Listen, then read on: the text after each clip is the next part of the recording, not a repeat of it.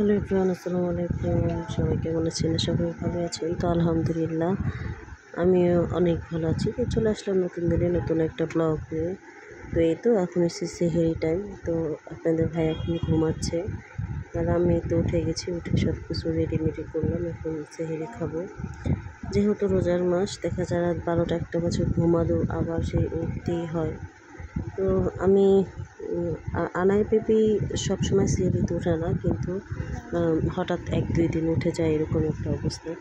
তো যাই হোক, এখানে কিন্তু আমি ওকে পড়াইতে ধরছিলাম, আর দেখতেই পারতেছেন কেমন ওর পড়াশোনার নমুনা। সে কিন্তু পড়তে বসলে একদম বই খাতা ছড়িয়ে মুড়িয়ে একাকার অবস্থা। আর এখানে সে হাসতেছিল আমার সাথে, মাশাআল্লাহ বললে কিন্তু কেউ ভুলবেন না। তো দেখতে দেখতে এখানে চলে আসলো ঈদ। তো ঈদের কি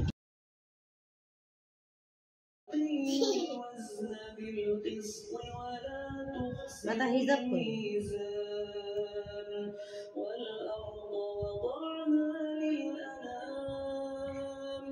فيها فاكهة والنخل ذات الأكمام من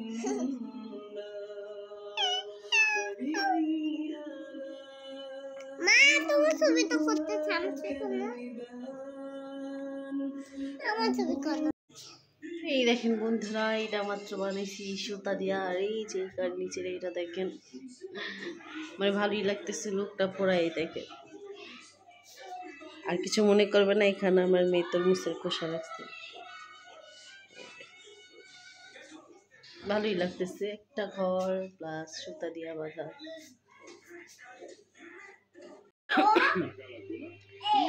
কি খাচ্ছ?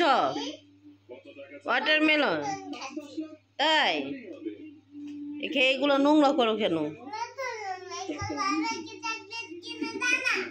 চকলেট কিনে দেয় না? চকলেট খেলে দাঁতে পোকা হয়। যা পোকা মেয়ে।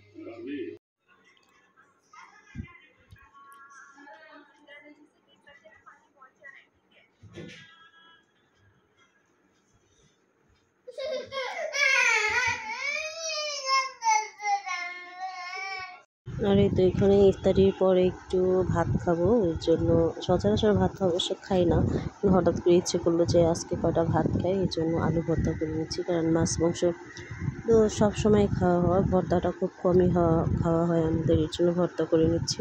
তো এখানে আলু ভর্তা করবো, সব বাটাবাটির ঝামেলা নাই। তো এই জন্য মরিচ, পেঁয়াজ আর আর ধনিয়া পাতা মিলে আর কি একটু, তারপর আলু ভর্তাটা করে নেব। আমার ভিডিওটা যদি আপনাদের ভালো লাগে, তাহলে কিন্তু অবশ্যই লাইক, শেয়ার, কমেন্ট করতে একদমই ভুলবেন না। অবশ্যই সাপোর্ট করবেন আমাকে, আমার পাশে থাকবেন। তো এই তো ভর্তাটা বানানোর পরে ভাতটা খাবো। কারা কারা ঈদের শপিং করছেন অবশ্যই কিন্তু কমেন্ট করে জানাবেন। ভালো থাকবেন, সুস্থ থাকবেন। আল্লাহ হাফিজ।